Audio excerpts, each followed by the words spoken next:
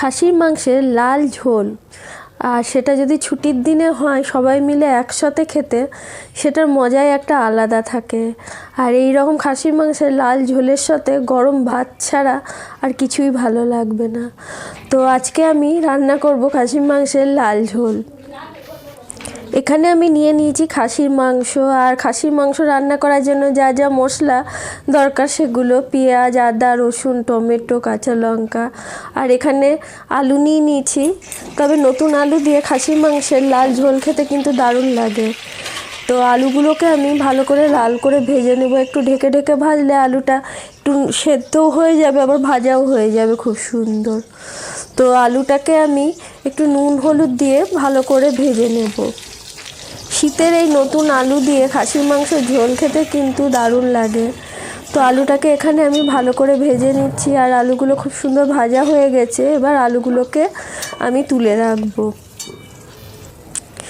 আলুগুলো কিন্তু ভাজা হয়ে যাওয়ার পর তুলে নিচ্ছি। আর ওই তেলের মধ্যে আমি আরেকটু তেল দিয়ে দেব। তারপর আমি এখানে ফোড়নের জন্য গোটা গরম মশলা, জিরে, গোলমরিচ দিয়ে দিয়েছি। আর গোটা গরম মশলার মধ্যে আছে লবঙ্গ, এলাচ আর দারচিনি। একটা শুকনো লঙ্কা আমি ফোড়ন দিয়ে দিয়েছি আর একটা তেজপাতা দিয়ে দিলাম। এটাকে একটু নেড়ে নেব। তারপর আমি একটা গোটা রসুন দিয়ে দেব। রসুনটা সাধারণত বাড়িতে কেউ খায় না, আমার রসুন খেতে খুব ভালো লাগে বলে একটা গোটা রসুন যখনই মাংস করি আমি দিয়ে দিই। তারপর এখানে 4টে মিডিয়াম সাইজের পেঁয়াজ কেটে রেখেছিলাম, সেই পেঁয়াজগুলো তেলের মধ্যে দিয়ে ভালো করে লাল করে আমি ভেজে নেব। খাসির মাংসের এই লাল ঝোলটা করার সময় পেঁয়াজটাকে একটু লাল করে ভাজলে পারে মাংসের যেমন স্বাদ খুব সুন্দর হয়, তেমনি ঝোলের রঙটাও কিন্তু খুব ভালো আসে। আর এখানে একটা গোটা রসুন আমি বেটে নিয়েছি আর কয়েকটা কাঁচা লঙ্কা থেতো করে পেঁয়াজের মধ্যে দিয়ে মশলাটাকে আমি একটু ভালো করে কষিয়ে নেব। খাসির মাংসে আমার রসুনের ফ্লেভারটা বেশি ভালো লাগে বলে মশলা কষানোর সময় ওই জন্য আগে রসুন বাটা দিয়েছি। এরপর আমি একটা গোটা মিডিয়াম সাইজের টমেটো কেটে দিয়ে দিয়েছি। একটু ঢেকে দিলাম যাতে টমেটোটা একটু নরম হয়ে যায়। এরপর একটু আমি নেড়ে নেব। মশলাটা একটু ভালোভাবে কষানো হয়ে গেলে এরপর আমি এতে দিয়ে দেব আদা বাটা। যে কোনো রান্না করার সময় মশলাটা যত ভালোভাবে কষানো হবে রান্নার স্বাদ কিন্তু তত সুন্দর হয়। এরপর আমি দিয়ে দিলাম হলুদ গুঁড়ো। হলুদ গুঁড়ো দেওয়ার পর দিয়ে দিলাম লঙ্কার গুঁড়ো। এটা কাশ্মীরি লঙ্কার গুঁড়ো আমি দিয়ে দিচ্ছি। তারপর আমি দিয়ে দিলাম গরম মশলার গুঁড়ো। এরপর ধনে গুঁড়ো আর জিরে গুঁড়ো একসাথে আমি দিয়ে দিয়েছি। আর একটু মিট মশলা, যেটা বাজারে কিনতে পাওয়া যায় প্যাকেটে, সেই মিট মশলা গুঁড়ো আমি মশলার মধ্যে দিয়ে ভালো করে কষিয়ে নেব।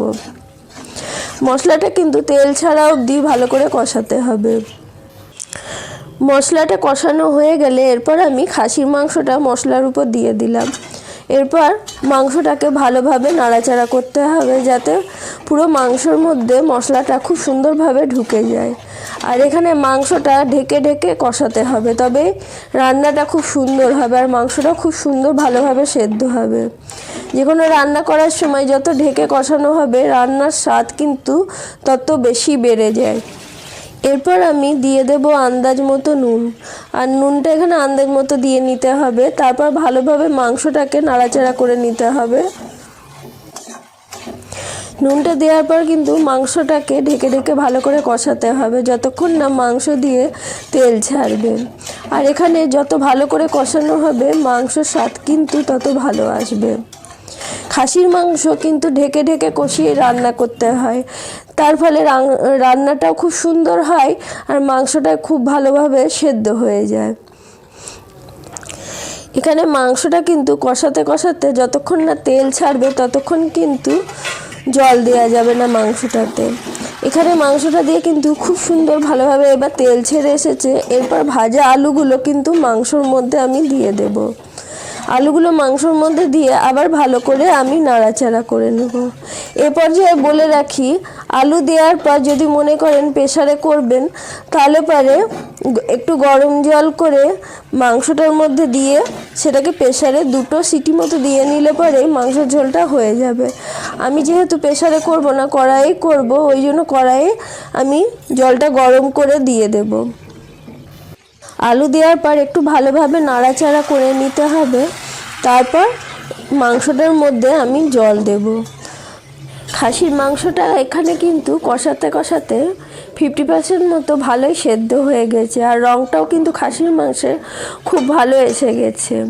কষানোর উপরই কিন্তু মাংসের রং আর স্বাদ দুটোই নির্ভর করে।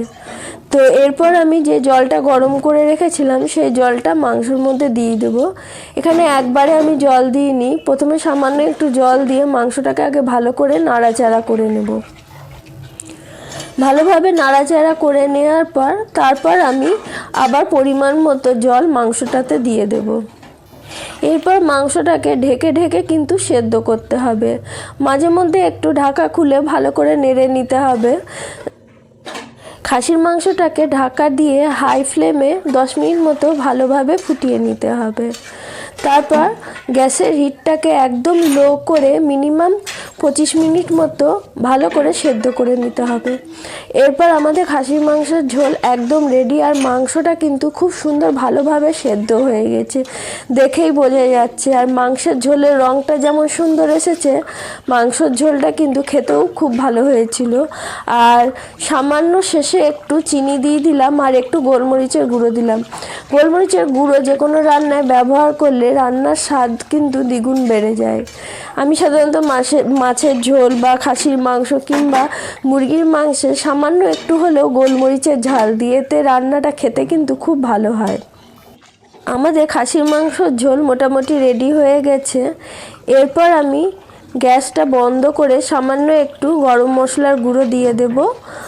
তারপর এটাকে আমি ঢেকে রেখে দেব 10 মিনিট মতো। এরপর ঢাকাটা খুলে মাংসটাকে একটু ভালো করে নাড়াচাড়া করে নেব। আমাদের খাসির মাংসের ঝোল কিন্তু এখানে পুরোপুরি রেডি হয়ে গেছে, আর মাংসের ঝোলের রঙটা কিন্তু খুব ভালো এসেছে, আর মাংসটাও কিন্তু খুব ভালো সেদ্ধ হয়েছে। খাসির মাংস রান্না করার সময় একটু গ্যাস কমিয়ে লো ফ্লেমে কিন্তু যদি সেদ্ধ করা যায়, মাংসটা খুব সুন্দর সেদ্ধও হয় আর খেতেও কিন্তু খুব ভালো হয়। আর এইরকম খাসির মাংসের ঝোলের সাথে কিন্তু গরম গরম ভাত কিন্তু দারুণ লাগে। আর ছুটির দিনে সবাই মিলে একসাথে এরকম খাসির মাংসের ঝোল আর ভাত, আর কিচ্ছু দরকার নেই। ধন্যবাদ।